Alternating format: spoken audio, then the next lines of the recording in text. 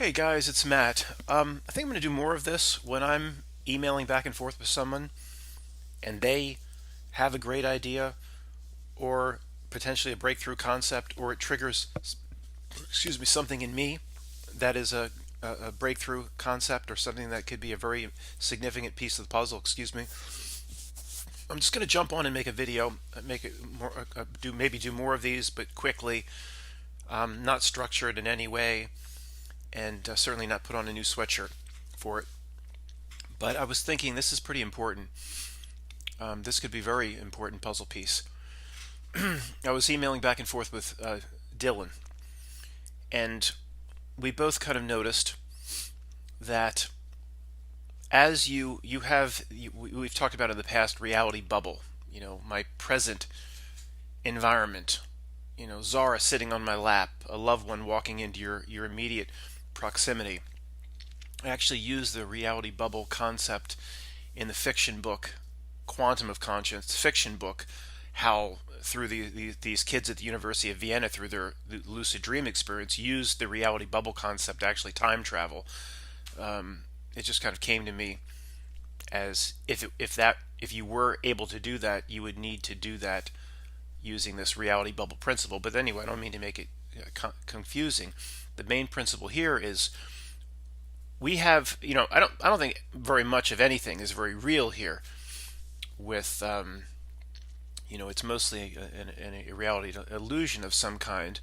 But in terms of how they're able to say hijack it, or how they're able to, the creeps or the minions, how they're able to move, quote, humanity the way they want, or elicit the emotions in groups that they can feed from. We assume everything here is the same. Well, I'm here on Earth, whatever this is, and we assume it's all the same. My reality bubble, there's a napkin here. That's Matt raising the white flag. Maybe, not quite. Not ready to wave the right flag yet. Just a napkin here that I used earlier. We assume this is just as real as, George Bush coming out of the Capitol when he gave a State of the Union speech. If you could see them, that's just as real as this. And that might be or probably is a false assumption. It's probably all an illusion of some kind, but the most real, there's probably layers of real. The most real is your immediate reality bubble.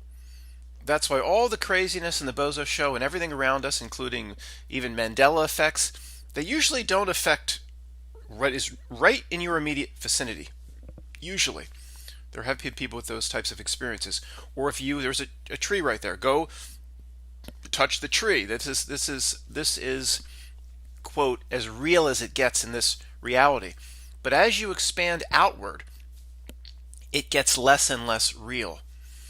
And we assume that as you expand outward, the principles that apply to as you expand outward has to be exactly the same. Everything has to be just as solid or just as real, and even the physics of it, or the metaphysics of it, have to work exactly like my immediate reality bubble. And it's probably a false assumption, because as you work out, everything generally becomes and more of a Bozo Show, or less and less real, more and more influenced and presented by the reality hijackers or the screen. So Dylan had a great example. I kind of floated the concept. He came back and said, yeah, just apply it to anything. Politics. We know the presentation of politics on what will happen next Wednesday is the inauguration. And I'm as a sidebar, I'm so tired of all this endless crap in the truth community saying this is going to happen with Trump. I'm just so tired of all of it, whether it be the truth community or the presentation on an evening news. I don't care who or what they inaugurate. I said in an email earlier to someone, if they inaugurate an old leather shoe, I don't care. I just want it over with, as I'm sure you do. It's not going to change. Whatever, whether it be an old shoe getting inaugurated or something that resembles a man. I'd like to call on Anne. Of course you call yourself a man, from The Patriot. But whatever that thing, it doesn't. I'm just tired of it. I'm just so tired of it. But anyway, but as you move out, national politics, for example, there's nothing presidential level, nothing real about it. But then Dylan was saying, yeah, but your local politician, local city council member, probably not on the in the dark side, working for the dark side, probably wants to build that park locally, much more real. So the principle that we need to remember here is, as it gets closer and closer to your immediate vicinity or your immediate reality bubble, it becomes more and more real, or the opposite, or the inverse, less and less real as you move outward. Um, I'm sure somebody has passed by George Clooney on the, walking around Los Angeles somewhere, or some star, whatever it is. But they rarely get out. You rarely ever see them. I lived in Los Angeles 3 years. You know, could name three stars I kind of ran into, or oh, there's one over there at the airport or whatever. Mostly it's always at the airport because they have to go through the airport. But I'm sure there's somebody walked by George Clooney. But does that mean it's absolutely real? Or as you expand outward, the highest level actor, if you want to apply this premise, the highest level actor, a George Clooney type, would be less real in some respect than actors putting on a local play at your local high school. And, I would think if this principle applies, I think it would kind of apply to almost everything. And I don't know exactly what that means in terms of George Clooney being less real than a local actor down at your local playhouse. But I think we should just keep this in mind, because we can, if we remember that this is generally how things work. Look, what's the grandest presentation in terms of technology? For example, the presentation of space at the grandest level, which means it's the closest to the ultimate screen. Therefore, it's the least real. Somebody, like Homer Hickam from October Sky, sending up little rockets and trying to get the rocket higher and higher. A kid over here, and the coal mining town of Homer Hickam, October Sky. Well, that's real. He really sent it up. Where at the highest level, nothing's happening. So can you apply this principle as you work outward in almost every facet or category? Things get less and less real. And it's just something that hit me in my conversation back and forth with Dylan, and I thought, yeah, this could be a major piece in terms of understanding how things work. And it might even relate back to when I watched the movie Soul, the Disney Pixar movie Soul. The little soul of Joe is going up towards the great beyond, and zap, everybody's getting, as they hit the light, zap zap, bug zapper, zap zap zap. He's like, I'm not going. He turns around, he runs the other direction, and he's looking for ways out or jumping off the escalator, but eventually he finds a way out, and he starts falling. Eventually he falls all the way down to where it's called the great before, where they're getting new souls, the number 22, the new souls ready for their earthly experience. But he falls through these layers, different layers. He turns black and white. He turns into a black and white stick figure, falls through layers. And even the first time I saw it, I went, I don't know exactly what it means, but I went, that's significant. That is absolutely significant. These layers that he falls through, and it's probably available somewhere on YouTube. As he, escalator, the great beyond, I'm not going, zap, zap, zap. He just, I don't know if he jumps off the end of the escalator or finds a portal. He falls, he's screaming, level. He's falling through levels like, somebody, well, I'm not going to say what somebody would say, but it means, and I'm not implying like firmament or anything, although that certainly, could be how somebody would interpret it. I'm talking about, it's relating to what we're talking about now, almost like layers, reality layers, where they've convinced us everything at the grandest scale, or at least convince your neighbor, is just as real or just as physical.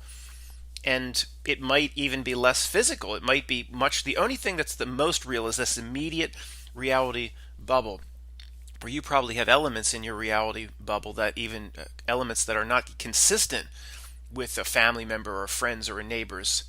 And my old theory on that is only when reality bubbles kind of overlap each other, conjoin or merge, can a reality consensus take place where two people, at least on the topic discussed, can walk away with literally the same reality. That's why email never works, in my opinion. Waking up somebody via email or sending points via email. I guess it's never, it's almost, to me, it's never worked. Because you're trying to show somebody or convince somebody of a certain way you see reality via email, and your reality bubbles, that whatever this field is around all of us or around real people, it's not conjoined, it's not, there's no way to merge, and it's never going to work. Um, Literally, I mean, is it possible? Is it possible that it's never worked? An email? I mean, think about it. It's possible it's never worked hundreds of millions of times. Is there anybody out there listening to my voice that would say, "Yeah, I sent an email to Uncle Joe and about this topic, or not chemtrails, or whatever, kind of an out there topic," and he was like, "Wow, that's impressive. I'm gonna really reconsider." It never happens.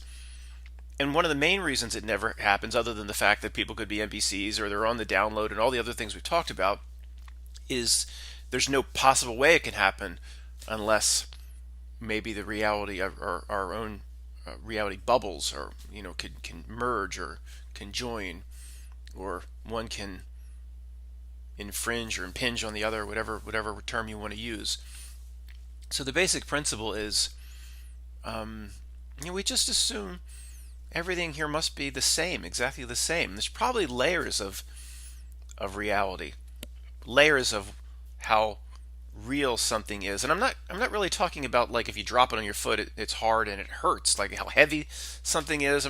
I don't know, just in more of a metaphysical sense. As you move outward from yourself, take care of yourself. As you move out, things get less and less real. Now, the reality and the mini operates the reality, the hijack part of reality, whatever not the minions, but the ultimate a-hole, whatever that is. They're trying to get humans always to go the wrong place and put forth the wrong energies that it can suck and feed upon.